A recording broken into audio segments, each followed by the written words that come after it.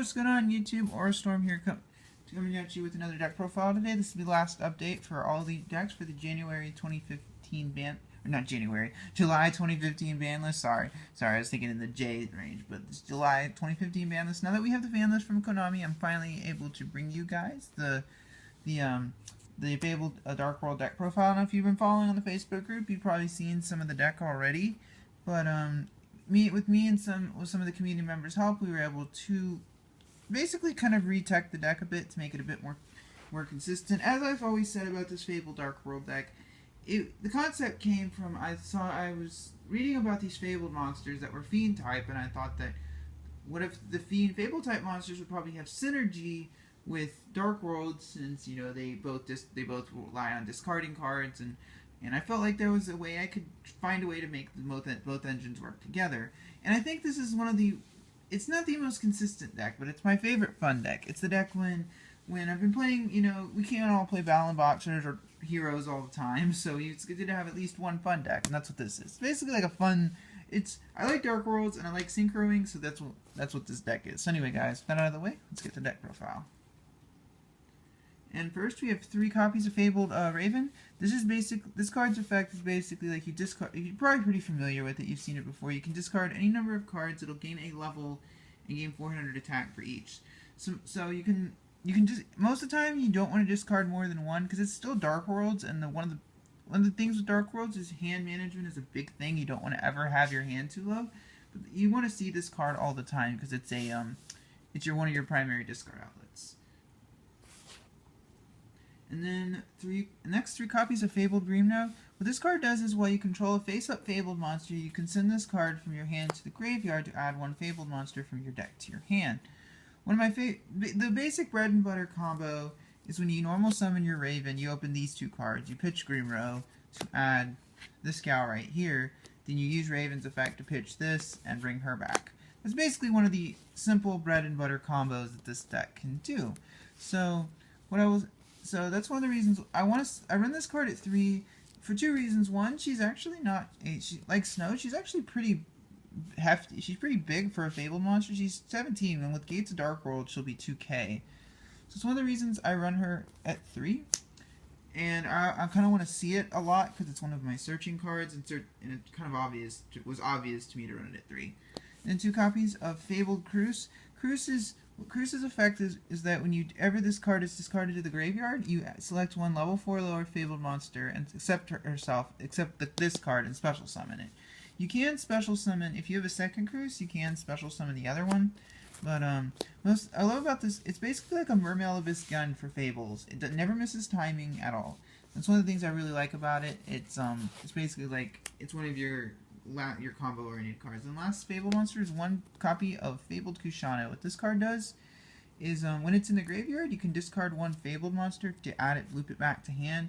Typically you're gonna discard this, obviously, because you'll get special summon your Cruz back. I really like this card, and it is a tour guide target, which is, even though it's you don't think about that, but it is a tour guide target, so you can actually tour guide this out when you open tour guide and Yugioh, and you can still get your Yugioh search. So it's pretty nice.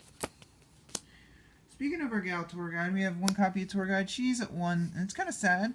Sad to see her at 1 because I remember I was running her at 2 for a 4-map, and I really liked the card. And in this particular combo-oriented build, having 2 would be optimal, but Konami says we can only play 1, so this is an 8-team APS format, sadly. And then 1 copy of Skarm. I run Skarm because it not only searches tour guide, it also searches Brow, because Brow is a level 4 or level 3 Fiend type monster, so having any kind of searching consistency is pretty nice. Like, tour guide to Skarm is not what I always do, but it's usually what I do. And then now we're going through all the Fables and the tour guide stuff. So now we're going for the Dark World side. 3 copies of Brow. And one of the reasons I'm running 3 Brows is because I want to draw. It's extra draw power. Like, you could theoretically cut it down to 2, but I've always liked 3. And then 3 copies of Snow. This is kind of self-explanatory. If you play Dark World, you understand this is your searcher for your entire Dark World engine. Kind of needs no explanation. And 3 copies of Grapha. Grapha is a very, very important card for. I feel like when I was only playing 1, the rank 8s are a little bit too good for me not to play 3, Plus, I'm not mainboarding any MSTs because in testing and hands, I feel like the MSTs would clog a lot because you don't want to draw an MST off of dealings. You want to draw Dark World monsters. So, because I don't main deck any MSTs, this card needs to be a mandatory at 3 in my opinion because I need as much popping power to get rid of back row as I can get. And then 2 copies of gold and 1 copy of silver. This is usually the normal Dark World allotment. The main reason I run the big guys is because they're easier to special summon than normal off of Raven. I can pitch this, and that really opens up the level 8 synchro plays, which are some of the better ones in Yu-Gi-Oh! So it kind of just made sense. That's all the monsters. It's very, very monster heavy, as you can see. So now for the spells, I don't play too many. I only play 7, and 6 of them are Dark World ones. 1 copy of Foolish Burial. You still gotta play Foolish. You gotta get Graph in the graveyard. You know, just kind of makes sense. 3 copies of Gates of the Dark World. This card is obvious another 3 of because you want to have it, you want to see it because it's Gates of Dark World. You know, it gets you an extra draw power. It gives you discard. It's very important. And of course, the obligatory 3 dealings. These are the last 3 spell cards.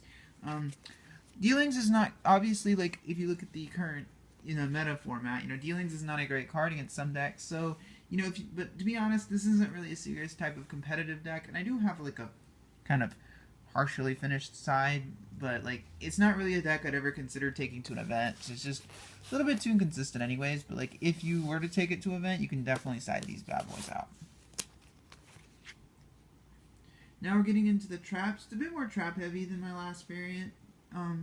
2 copies of Dimensional Prison. One of the reasons I still like Dimensional Prison is because even though like it seems kind of bad when we have like stuff like Necros or banishing 1 card doesn't seem like it does much anymore, I still feel like just for the surprise factor I like to have this card because people will just like swing with their windows and their constructs or whatever and ram right into a deep prison, and it really can neg them because they don't get to recycle their spells. So I like the card personally.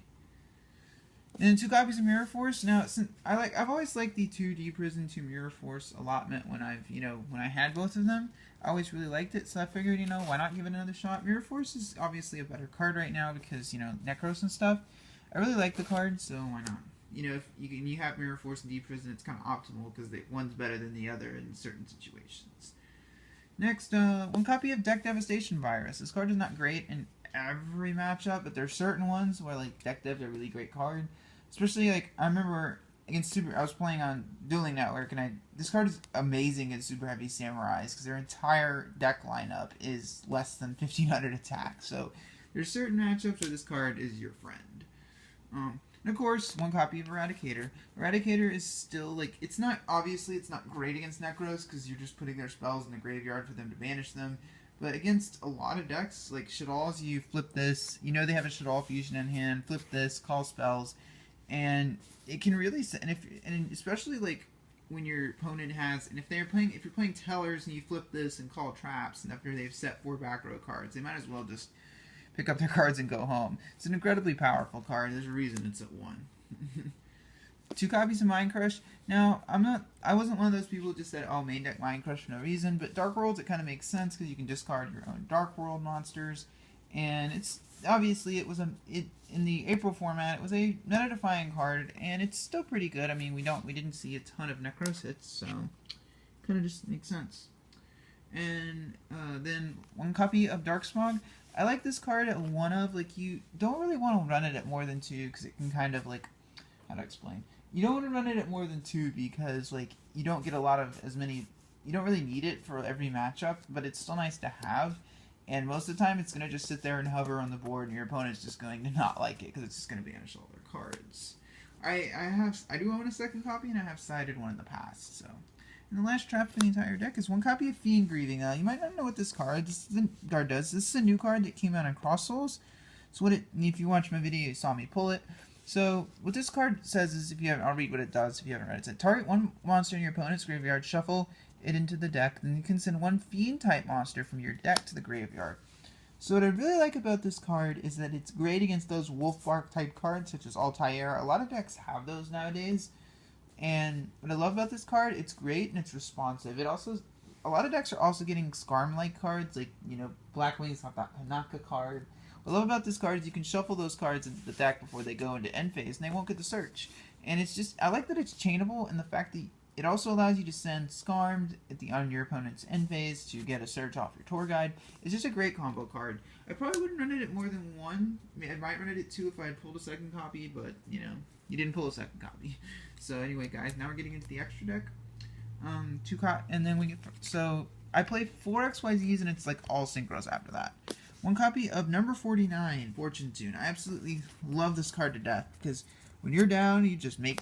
If you don't know what this card does, is first off, it's immune to targeting completely, and it will gain you 500 life points during every standby phase.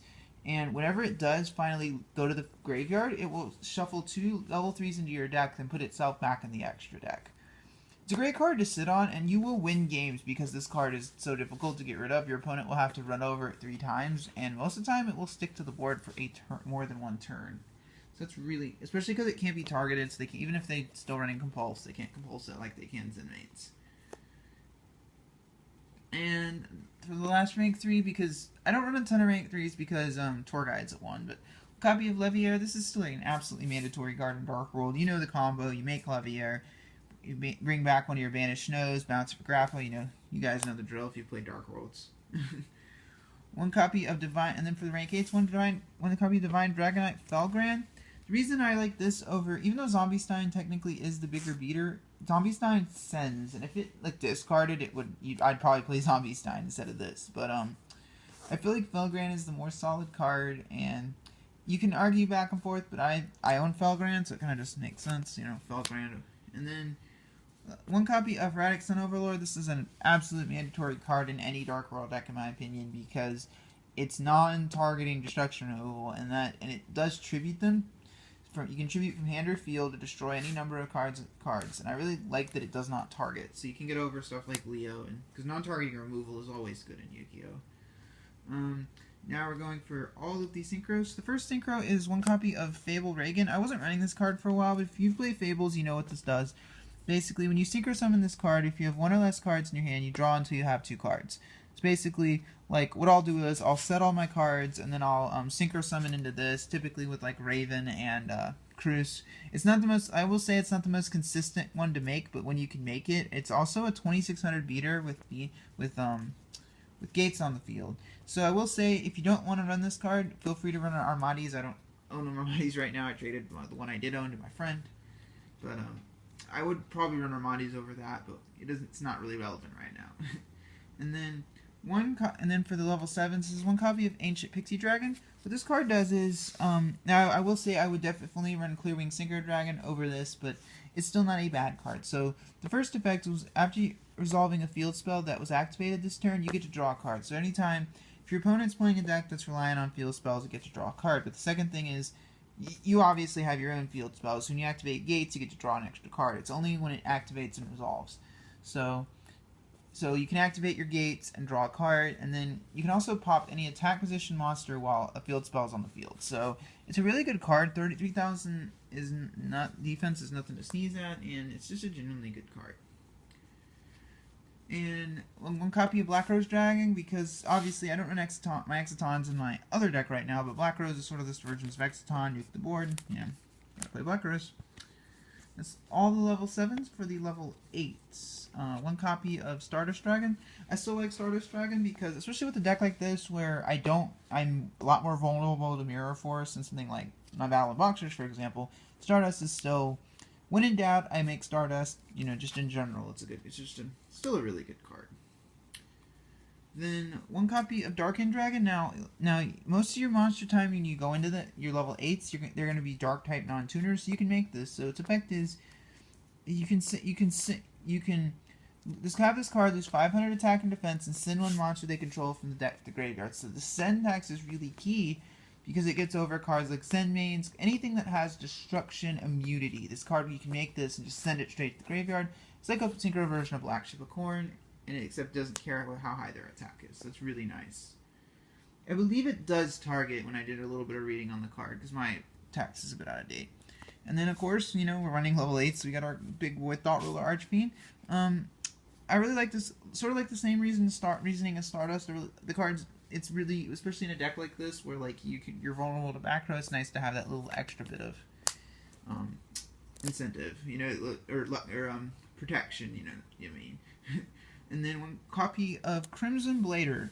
Obviously, Crimson Blader is one of the fire type warrior synchro monsters. It's one of my favorite synchro monsters in Yu-Gi-Oh, and it stops some decks from playing Yu-Gi-Oh. So I think Crimson Blader will always be good in my opinion. And for the last level 8, one copy of Fabled Valkyrius. Now, if you don't know what this card does, basically, its effect reads that you can once per turn you can discard one feed type monster, draw one card. Your Dark World cards will miss timing, however, your Fabled Cruse will not. So you can do is with this, you can make this if you have Cruse in your hand, pitch Cruse, and then get her effect to bring a Raven back, and then synchro summon. So you can make the deck's boss monster, which we're right about to get to him. One copy of Fabled Leviathan. Now this is probably a Fabled monster most of you have never seen before. So the effect reads: when this card is destroyed and sent to the graveyard, you can select up to 3 Fabled monsters from your graveyard, add them to your hand. So I don't make this card a ton. However, the times I do is when it's a great card late game because it's with Gates the Dark World on the board. It's a 3,300 beater. Yeah, you heard that right, 3,300. And your opponent has to think twice before they mirror force it or pop it or do something to it. They have to think because whenever they destroy it and it goes to the graveyard, they're gonna have to work harder to get this off the board. And then for another level 10, one copy of Leo. If I could win one of the side events, I'd probably run Ascension Sky Dragon over this, but Leo's a thing. And lastly, copy Star Eater.